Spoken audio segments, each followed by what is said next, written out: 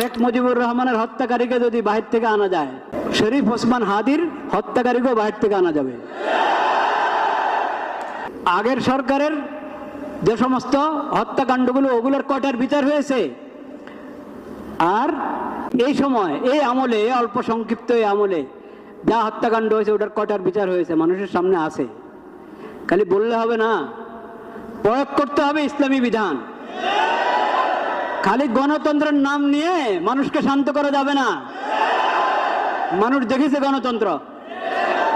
হাদির জন্য পুরা দেশে দোয়া হবে, পুরা দেশে দোয়া হবে জুমার পরে।